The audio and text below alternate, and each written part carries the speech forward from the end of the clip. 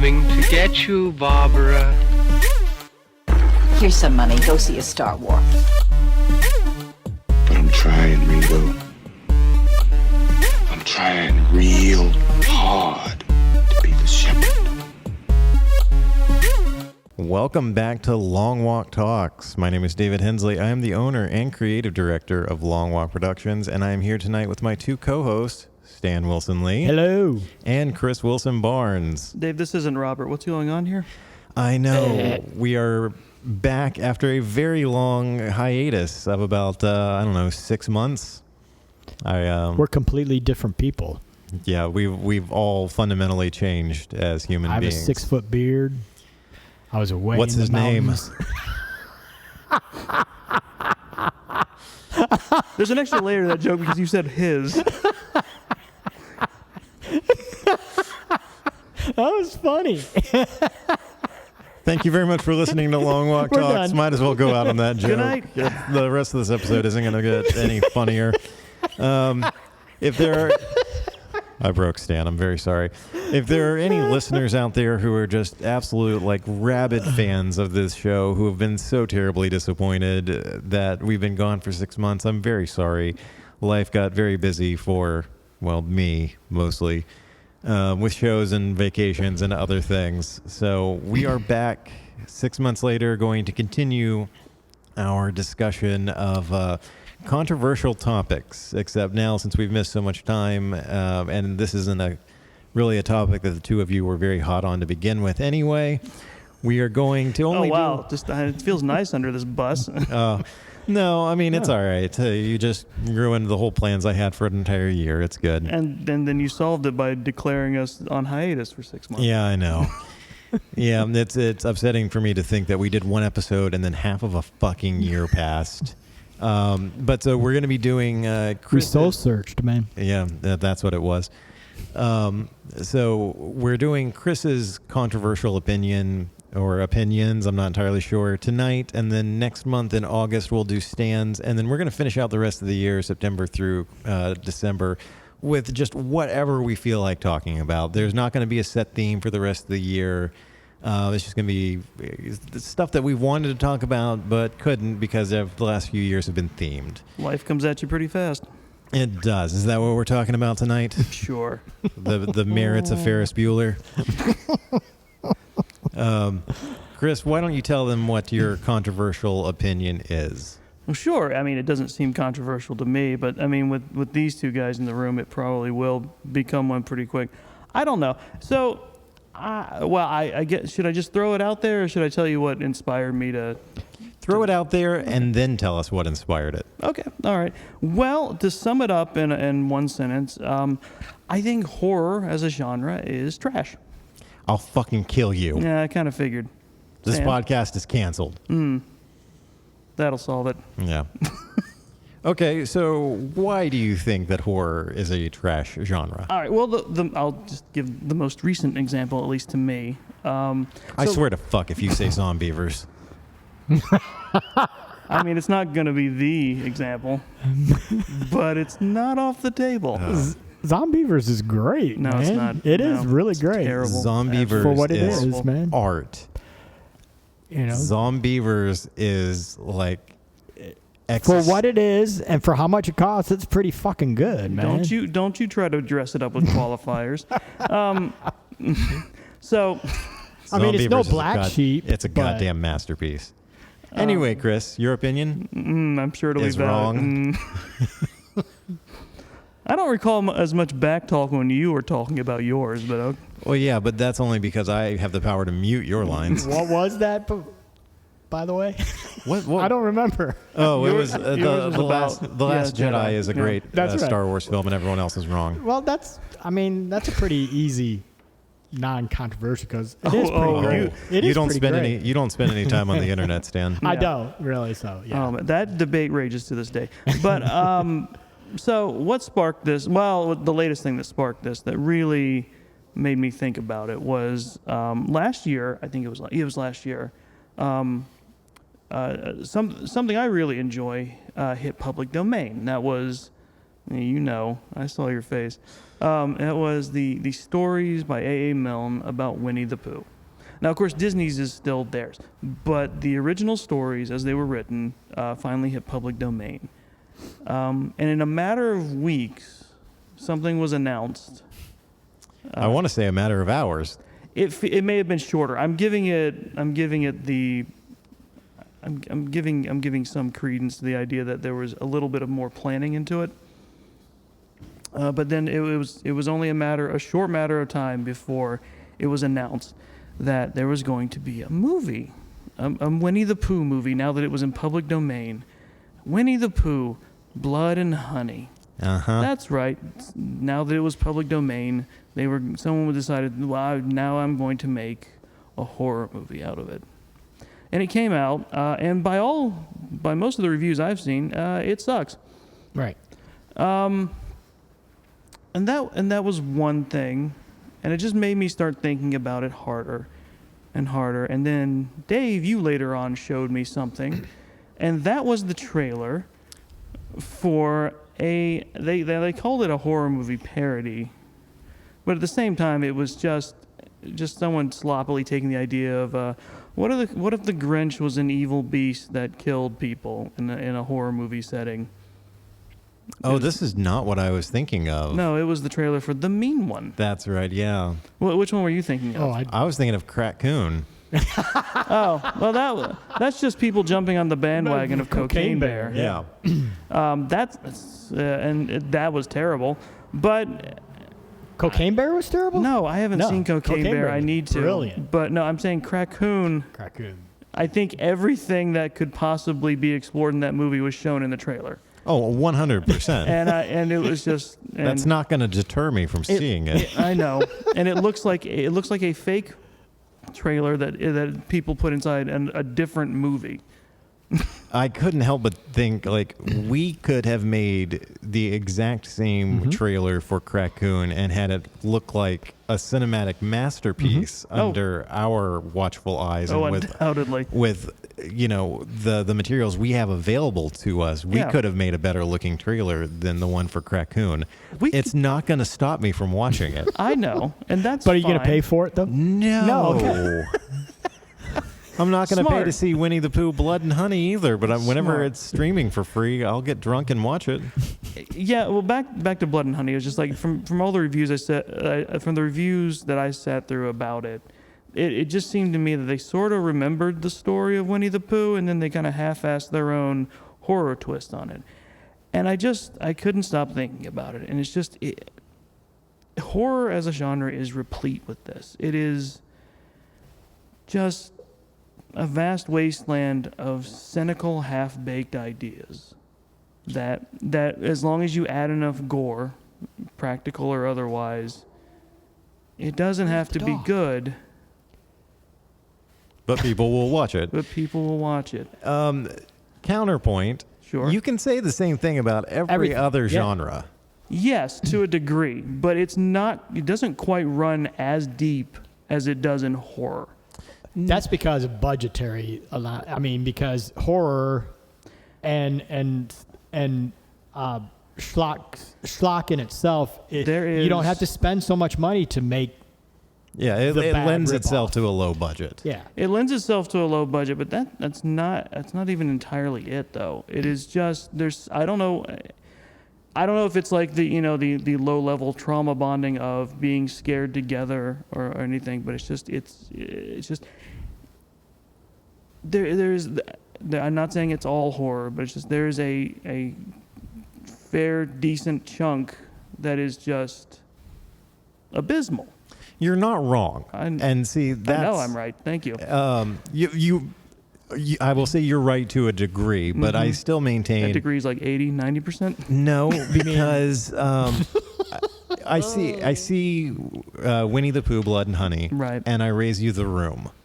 Mm-hmm. Now, The Room was made with a budget that no one knows exactly how much it is. It was shot on both film and digital from somebody who thought he was making a masterpiece. Much like, I'm sure there are a lot of horrible horror films out there that the person shooting them thought that they were making a masterpiece. Probably worse than Blood and Honey, but I will say this in conjunction with them and The Room. They're earnest.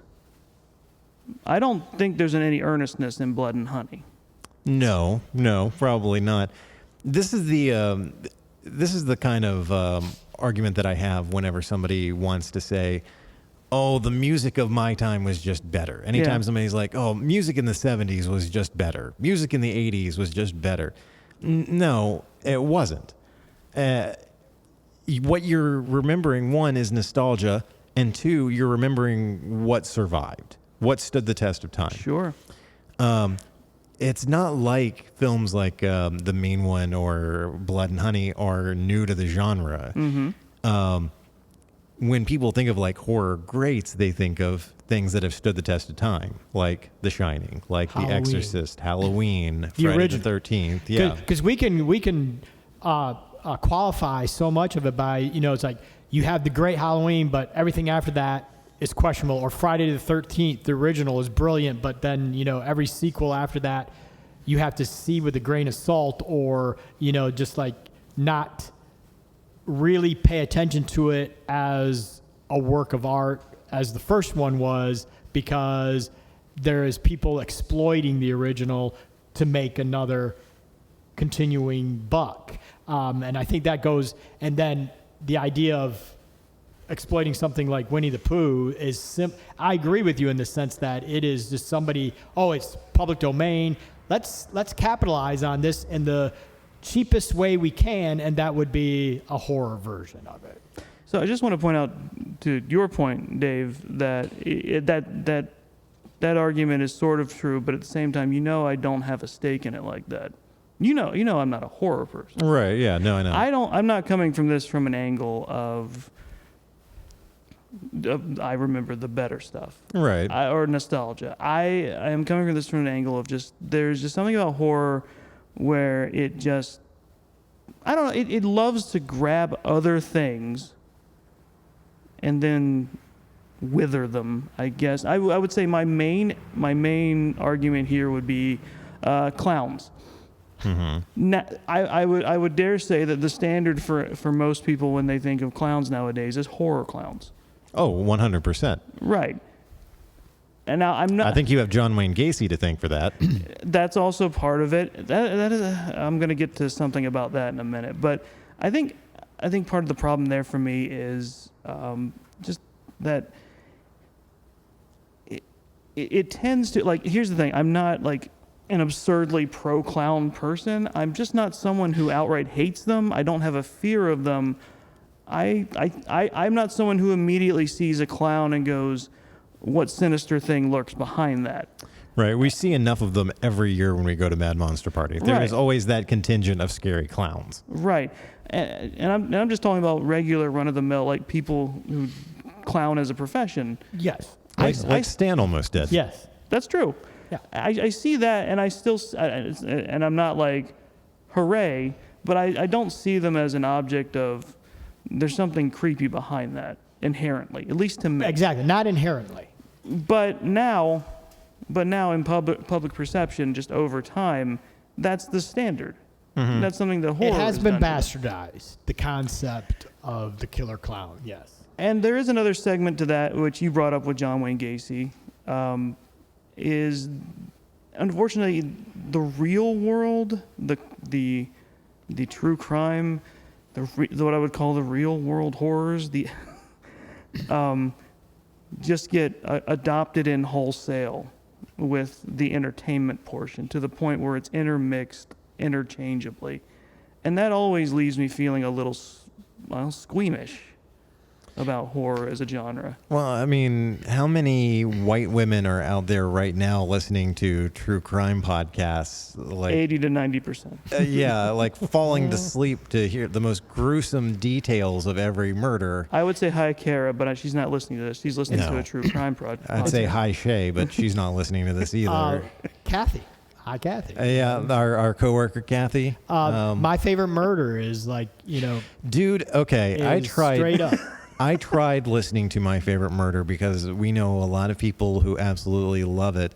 And there was something so off-putting by two boozy, wine-drunk white women like dishing about what went on in their personal lives and then segueing into like, but anyway, Becky, about this murder, so-and-so was stabbed 27 times, and when they recovered her body, her liver was in another state. They don't know how it got in that person's mailbox. They're still investigating to this day. And I'm like, what the? They seem entirely too excited about this. Right, yeah, I don't understand it. But then again, I don't understand a lot of like true life shit like that.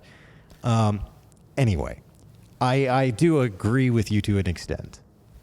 Yeah, there's a lot of trash in the horror genre. But science fiction, screwball Oh my comedies, God, Battlefield Earth. Battlefield Earth. I mean, you Again, can call. I made mean, entirely in earnest. I love it, but the Porky series can be considered trash, and that's just straight up screwball. Meatballs. And Meatballs is one of the funniest movies alive. Caddyshack, that could be considered trash as well in the sense of I will fight you in the parking lot. But the sense, but You they said are. Caddyshack and not Caddyshack 2, so these are fighting words. I will tell you right now. Caddyshack But- is straight up, gross out humor. Yeah, I love Caddyshack. I love it's it. a great movie. Oh, I It's will say hilarious. just the '80s in general is just kind of a I don't know if plateau, a valley in terms of like in terms of quality for almost any genre of movie. Yeah. Again, nostalgia bias where we remember all the great stuff, but there's something about the 80s where we lost our minds in terms of entertainment. But I Yeah. will stop if Stripes comes on. I will stop and watch that. And what's no funny matter is what. when you stop and look at, like, I made a joke about Ferris Bueller earlier, and like I feel like I know it's a much beloved film, but Ferris Bueller is trying too hard, in my opinion. Yes. But on the other hand, we got films like Caddyshack. Breakfast Club. Well, no, Breakfast Club. We will not speak ill of the Breakfast Club. Breakfast Club in is the great. Studio. It's- Breakfast Club is great. But I'm ambivalent on it. you look at Caddyshack really does appeal to the lowest common denominator. It's lowbrow. Oh, It's lowbrow as hell. That doesn't stop it from being legitimately funny and like Vacation. But there's a difference between The lowbrow and trash. There is. well, it depends You can on be who you're talking lowbrow about. without being absolute trash. Yeah. It's a very, very thin line It to is. skirt. And you have to be really good to trot it. I mean, honestly, I would think here's something without being someone who's watched a lot of it. I would think that line is probably trod pretty well by Cheech and Chong. Yeah. Which Again, I love. lowest common denominator, but it's funny. It's hilarious. It is steeped in stoner humor, something that I am absolutely kind of out of touch with. Yeah. A lot of Kevin Smith stuff. I can give or take because it's like I enjoy some of it, but at the same time, so steeped in stoner culture. Yes. Yeah, we spent a whole 6 months talking about that, listeners, if you want to go back and hear us discuss Kevin Smith.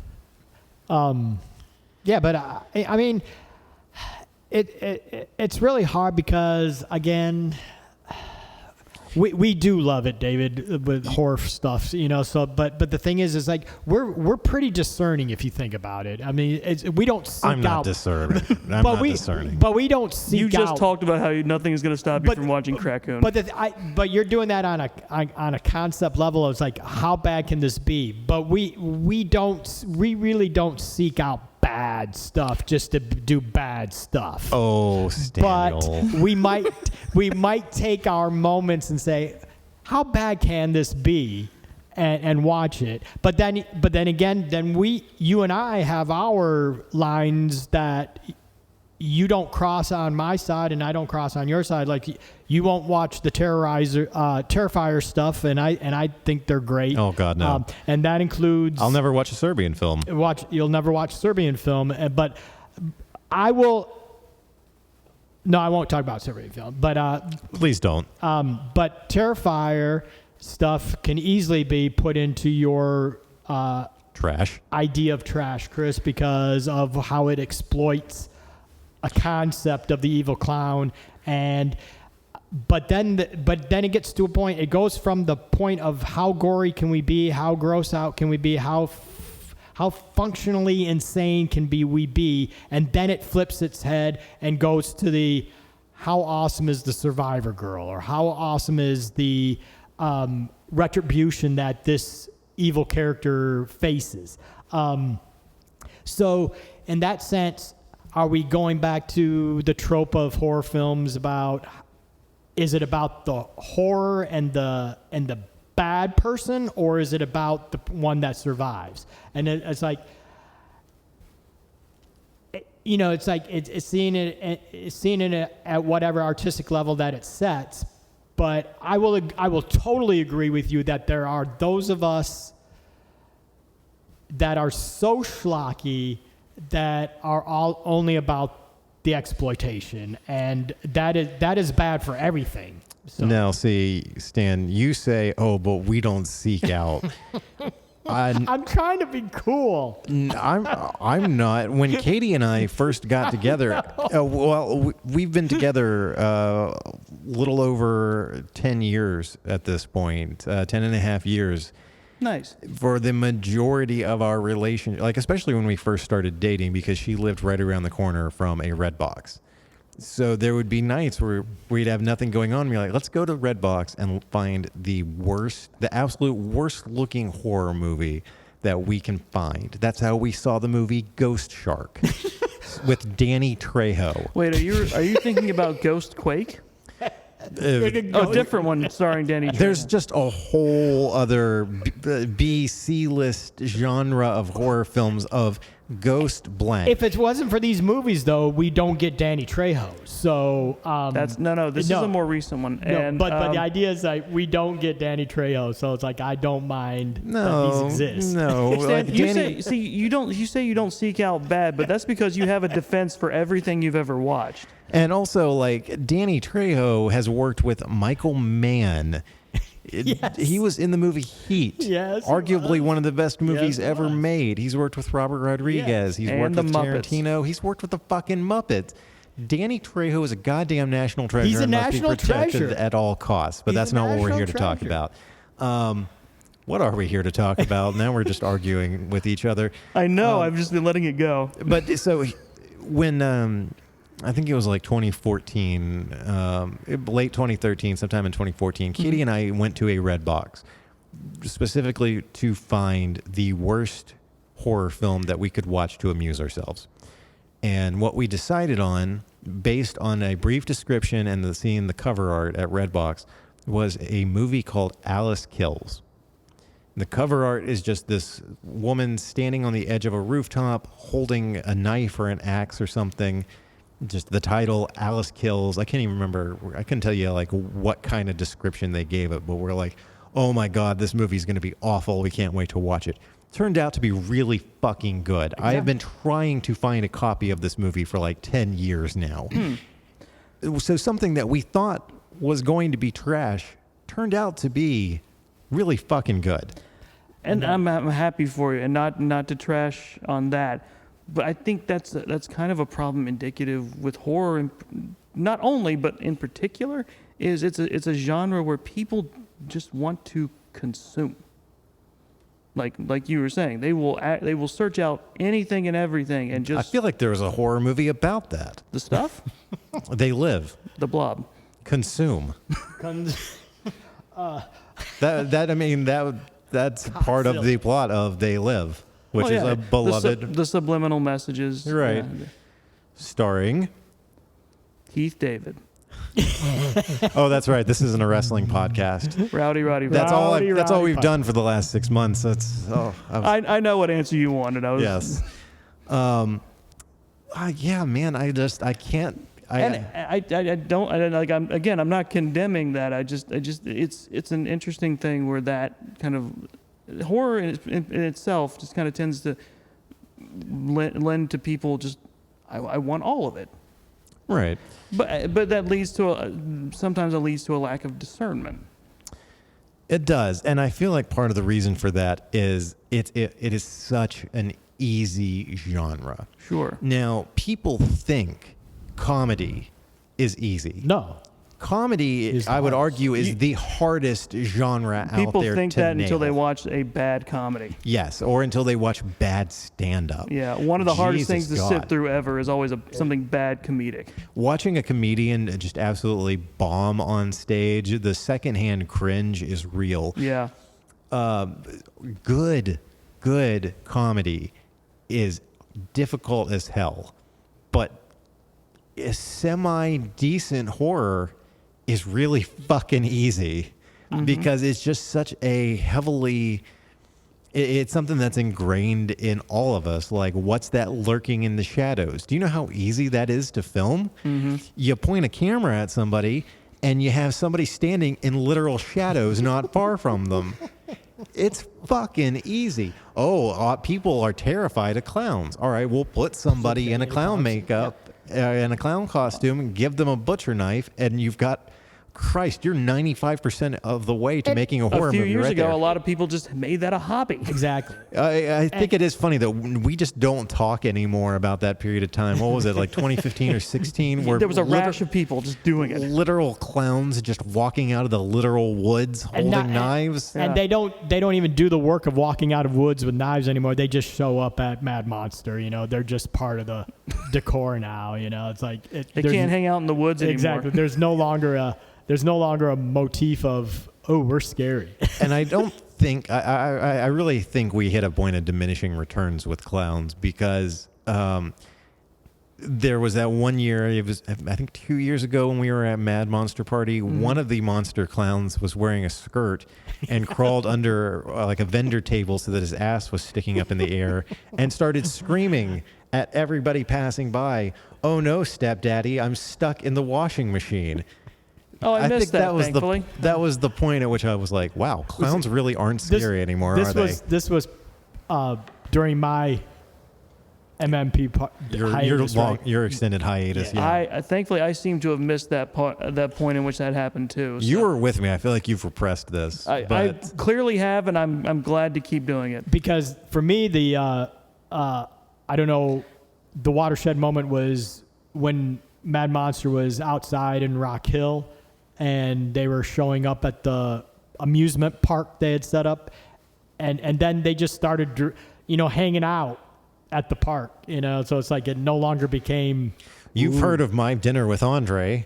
Get ready for my beer with Killer Clown. Killer Clowns, served by Sid Haig. Those damn delinquent clowns. So- they are just a blight on our society. it's So the idea a that- low-scale budget horror being something great is something in and of itself. You know what else is in it is awful in and of itself? A high-budget, terrible horror movie. Dave, what'd you think of *Malignant*? Oh, for fuck's sake. You don't have to get into detail. I just No, threw it I'll up. get into goddamn details. You Okay. brought it up. *Malignant's one of the biggest fucking pieces of shit I've ever had the misfortune of laying my God-loving eyes on. Wow, what an actual travesty. It couldn't be made in this day and age, and it only came out like 2 years ago, but we couldn't make it now. And do you want to know why? Because the Supreme Court banned abortions in most states. Fucking goddamn *Malignant* was an abortion of a film that should never have been made, and I want to kick James Wan in the balls on general principles. But because This from a man he's who responsible for him Saw, and it's okay. who you talked about, you and your wife, who after I expressed a distaste for Zombievers, threatened to kick me out of their home. And motherfucker, I'd do it again. We talk about like the sincerity of which you make these films. Like you talk about like, there was an earnestness to the room. Like Tommy Wiseau made an awful film, but he did it earnestly. Yeah. James Wan made an awful film, but he did it earnestly. And there are enough people out there who thought *Malignant* was great. I don't want to call him out, but I'm gonna. Robert Bradford, new host of This Is a Work, thought *Malignant* was great. I love this. God, what a fucking trash pile of a film. And that's always interesting, isn't it? Just not to get too far off track. It's like the difference between a good movie and a bad movie is just that sometimes if enough people like it, earnest, because good and bad are both earnest. Yeah. And how they're made. Meanwhile, we've been arguing about Zombievers since the day I introduced you to it, but there is no earnestness to Zombievers. They knew exactly what kind of film they were making. It's silly. I mean, it's almost a Muppet movie. It is. One of my favorite movie bloopers of all time is there's a scene where, spoiler alert, the one of the main girls, her dog gets eaten in a lake by Zombievers. And it's obviously CGI, but like in the credits, they show the outtake of this little dog swimming, and you've got the puppets of the Zombievers like closing in on it, and somebody off screen is like, he's supposed to be scared of them. Stan, for fuck's sake. You're supposed to treat this like the movies. Yeah, exactly. Listeners, I want you all to just turn at a spot. Mr. that you, Spam Risk called me again, man. I want you to just imagine, pick a point and stare at it as though you are staring at Stan in shame that he has brought this lack of professionalism into our very professional This podcast. no longer hurts, David. Anyway, I spent back to 6 months of Zombievers. soul searching. Anyway, Back to Zombievers. back to Zombievers. I mean, is The Shining a trash film? No. Why? Mm. Is, No, is The Exorcist a trash film? They're also different than what the other, like, because again, there's different layers of horror. I think there And are some- more subgenres of horror than there are. It's any like other. metal. It's That's like, that's a very good because point. it's like, there's the slasher, the gory stuff. There is the high suspense stuff that can be supernatural. It can be somewhat gory, but it's more thinking. Now I have to admit, I've been watching the clock because I didn't want this episode to be too short, because now I'm going to tell you my actual controversial opinion. Oh, this was just the warm-up Yes. controversial opinion? Yes. Oh, shit. Well, then we're in for a fucking treat. We're at 31 minutes, Well, you guys listeners. already almost made the point, which is, or pretty much did, kind of in your defense, which is all of that. I said all of that about the weaknesses of horror, but that's only because horror is such an interesting, open, and welcoming genre. Yeah. Because it is one of the most, I say, equal in terms of, like, there's an entry point for everybody. Mm-hmm. There are so you can take a lot of stories that you could put into any other genre or any other setting, and also give them a horror twist, give them a scary twist, do things like that. It is such an open and accepting genre that unfortunately is what leads to the stuff I was talking about before, where the cynical people, the people who know that horror fans tend to want to love and enjoy everything that you can have in it. They know that, hey, if we just crap this out, they'll eat it up. Horror and comedy are very much alike, I feel, in the sense that if you watch something really funny, you want to share that experience Of with course. other people. Like, yes, I've seen this and now I want you to see it so that we can laugh together. Horror is like, okay, I watched this Pardon and me. it scared me, so I want you to watch it and I want you to be scared with me.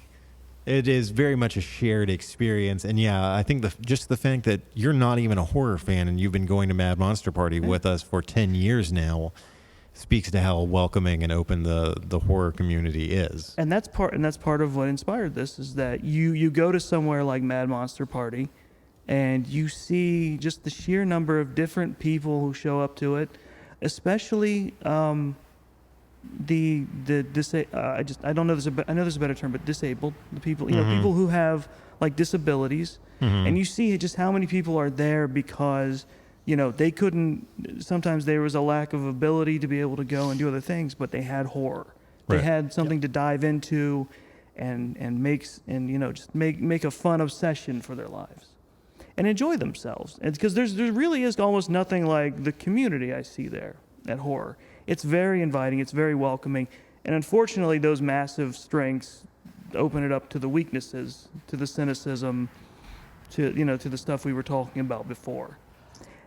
And that's what I wanted to say. Really, is that horror? Was that the actual controversial opinion? Yes, because you notice, I messaged you guys the topic when you asked me to.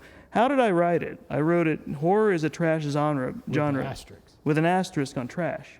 It really is the one man's trash is another man's treasure. Something you already alluded to. Right.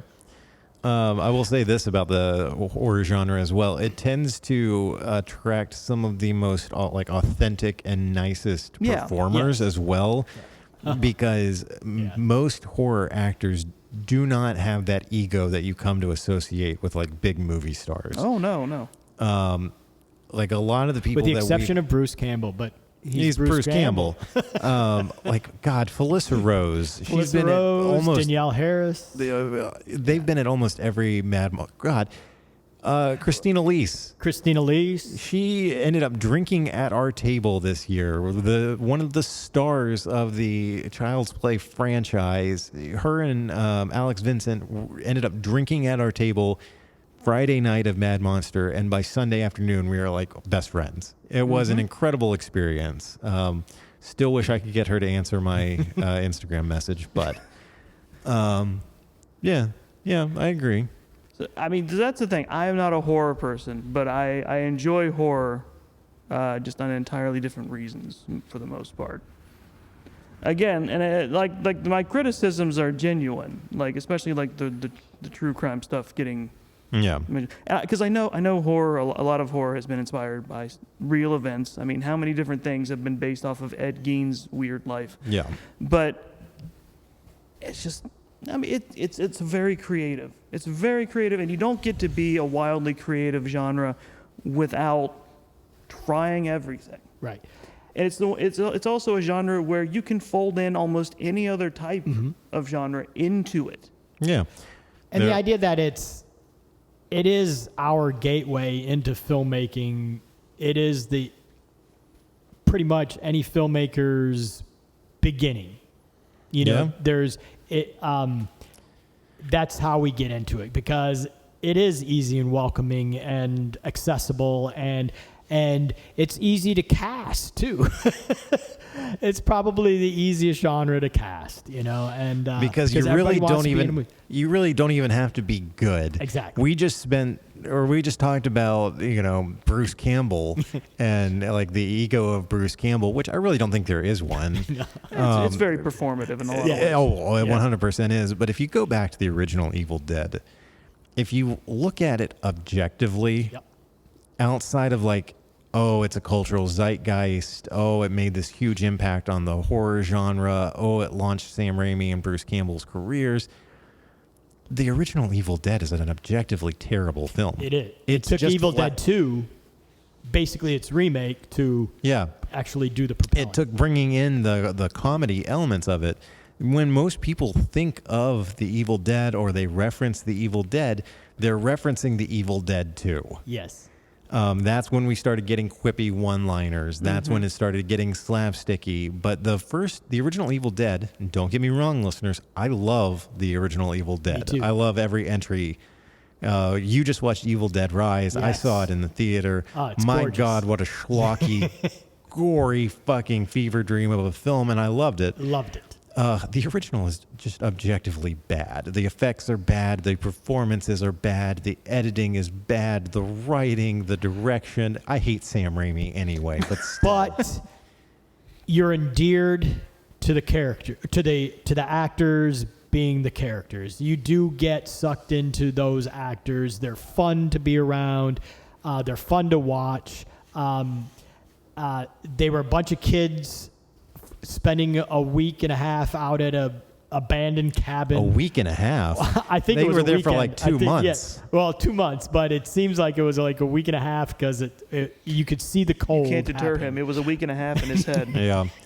I think that the poor girl who got sexually assaulted by a tree probably spent a week and a half shooting that one scene. Yes. But the sheer joy that these, when they come back together at conventions or whatever, that they have with each other because they made this film together, knowing that this may not be the greatest thing we've ever done, but we established something.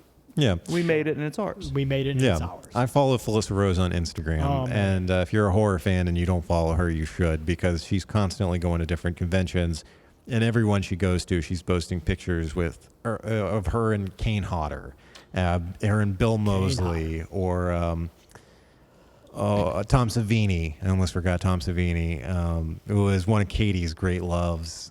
We've met him several times. He's a gem of a man. Robert Englund. Yeah. So here's a fun story for the listeners out there. The very first time Robert Englund came to Mad Monster Party, I want to say it was 2018. We were staying at the hotel like we always do.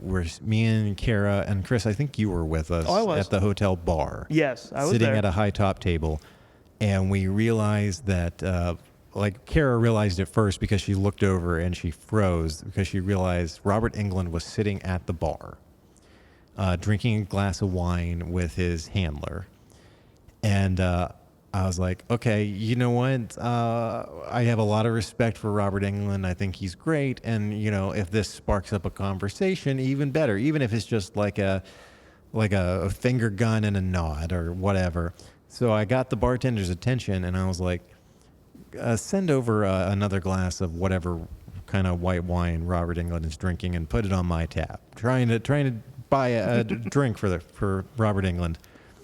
I think the bartender misunderstood because he took it to Robert Englund's handler and gave it to her Well, instead. he's already got a glass of wine. She doesn't.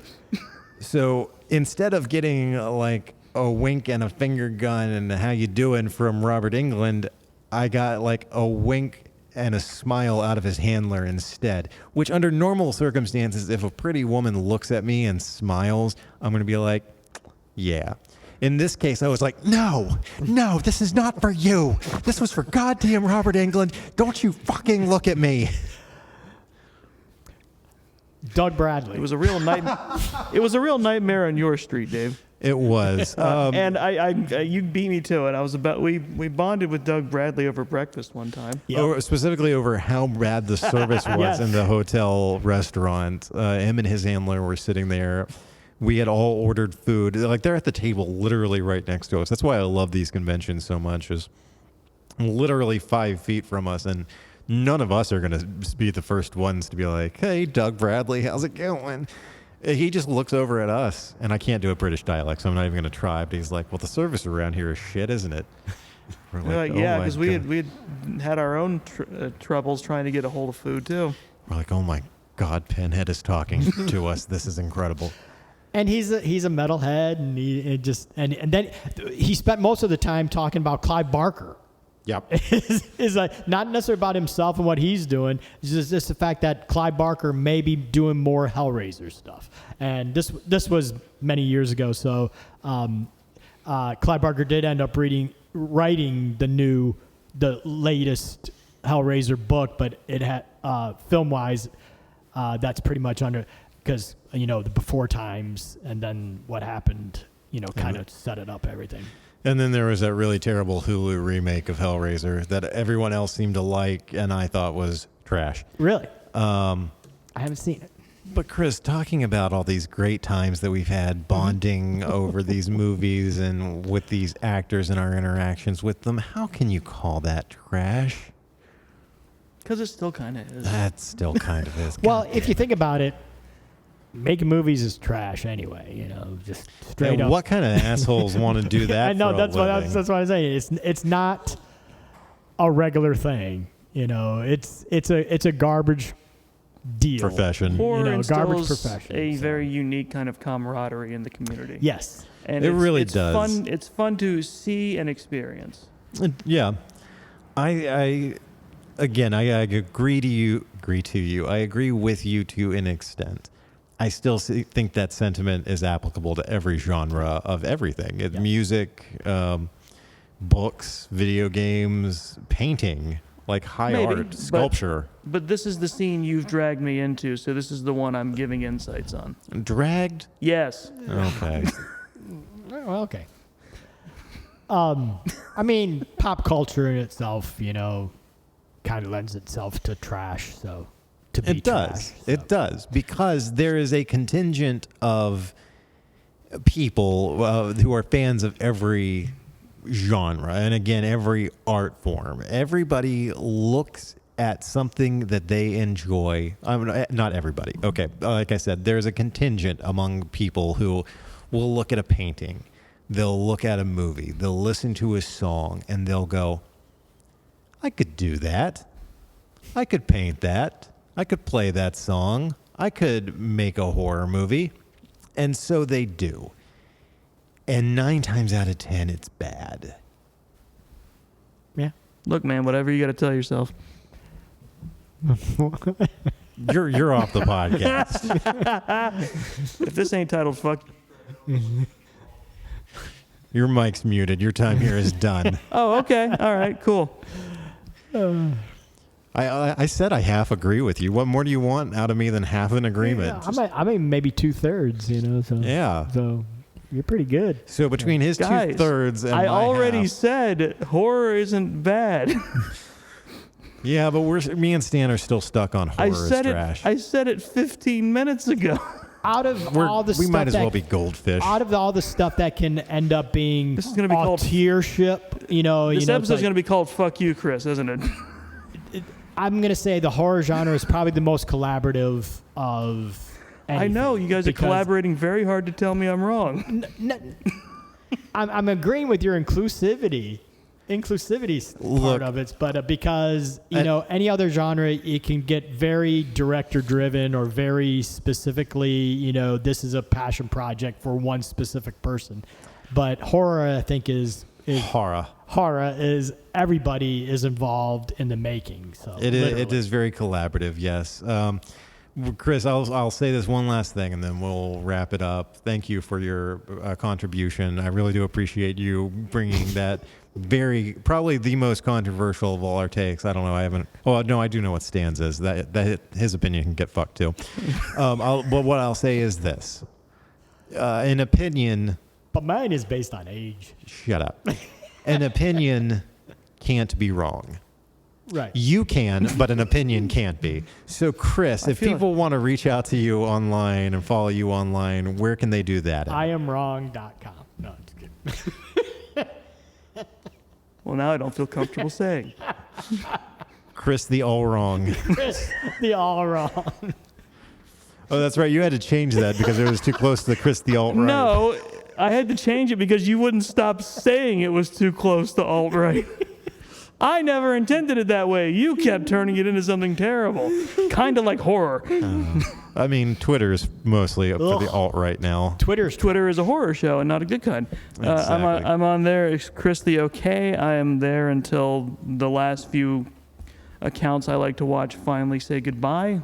And will you be joining Threads? No.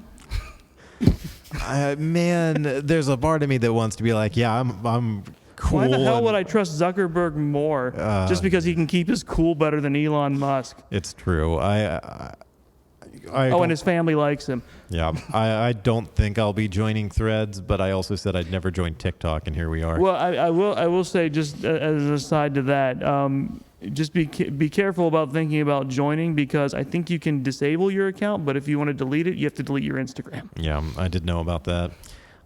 Stan, if people want to reach out to you online or follow you online, where can they do that? Anywhere so they if you want. want to keep up with Long Walk Productions, I'm everywhere. You can all visit the us time. online. I'm very sociable. At very longwalk.us very to see ebullient. more of our original work or hear past episodes. No, this is fun. Let's keep going. You don't I like wanna that. see- You don't like that crap, do you, I Dave? love No, people. I think it's funny. I love people. I think they're the greatest thing in the world. So if you want to reach out and touch me, I'm there. Look, I'll read his phone number off right now. If you want to reach out, there. that was strangely like motivational. Like that kind of sentence wouldn't be out of place like at Elevation Church. If you want to reach out and touch me, much like the Lord and Savior Jesus Christ, I told I'm you I went there. soul searching, man. It's true. You're welcome. I have a for 6-foot elevating beard. the mood of this podcast. Yes. Yeah, if you want to keep up with Long Walk Productions, you can visit us online at longwalk.us to see more of our original work or hear past episodes that are no longer streaming. You can follow the YouTube links in the show notes. If you want to follow me online personally, you can do that on Instagram or on TikTok, although I don't post a lot on TikTok, at DB Hensley. Thank you very much for listening. And if you enjoy this show or any of the shows on the Long Walk Podcast Network, please make sure to leave us a rating and a review on whatever platform you are listening on. Peace out. This is getting deleted, but Zombievers was mid. Zombievers was a goddamn cinematic masterpiece, and I'm cutting your mic. Okay.